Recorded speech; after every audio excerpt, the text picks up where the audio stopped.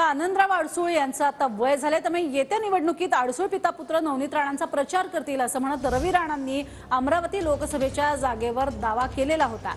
तर येत्या निवडणुकीत राणाच आमच्या प्रचारात दिसतील असा पलटवार अडसूळ पिता पुत्रांनी केलाय। राणांचा प्रचार करण्यापेक्षा आम्ही राजकारण सोडू, संन्यास घेऊ असं आनंदराव अडसूळांनी म्हटलं होतं।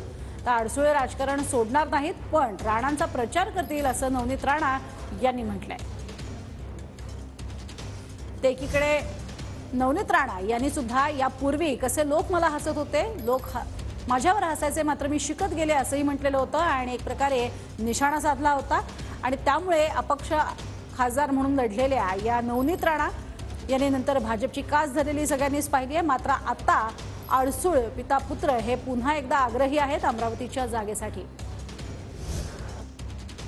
आनंदराव अडसूळ 2 वेळा या ठिकाणी खासदार होते, आता ते खूप वय झाले त्यांचं। मला असं वाटतं की कार्यकर्त्यांना मार्गदर्शन केलंच पाहिजे मेळावा घेऊन, कारण हा मेळावा सुद्धा नवनीत राणांच्या खासदारकीच्या वेळेस कार्यकर्त्यांनी कसं काम केलं पाहिजे या संदर्भात सुद्धा ते मार्गदर्शन करतील।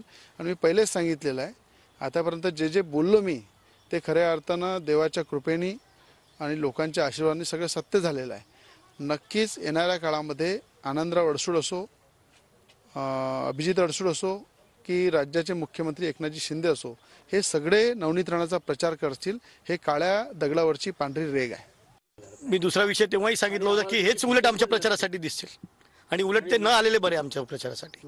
तुम्ही सुद्धा कबूल कराल की यांच्या प्रचाराला आम्ही जाऊ का? चायला एक वेळ ते राजकारण सोडून देऊ ना आम्ही, आणि ती वेळ पण येणार नाही खऱ्या अर्थाने, ते कळेल लवकरच आपल्याला।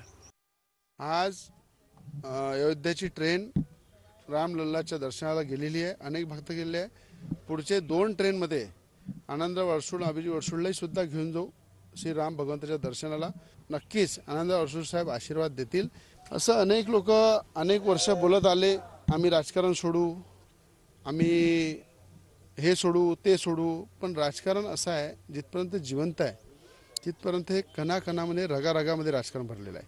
आज 80 वर्षाच्या वर वय असतानाही त्यांना इच्छा आहे उभं राहायची, तर मला असं वाटते जिथपर्यंत ते आहे हयाती तिथपर्यंत ते राजकारण सोडणार नाही, पण नवनीत राणाचा नक्की प्रचार करतील। मी या भानगडीत न जाताना मी माझ्या कामावर लक्ष असते, कोण काय बोलतंय त्याच्यावर मी उत्तर काय दिलं पाहिजे त्याच्यासाठी नवनीत राणा नाही बनली आहे। नवनीत राणा गोरगरिबांच्या कामासाठी राजकारणात आहे। कोण राजकारण सोडन, कोण राजकारणात येईन हा विषय माझा सब्जेक्ट नाही आहे।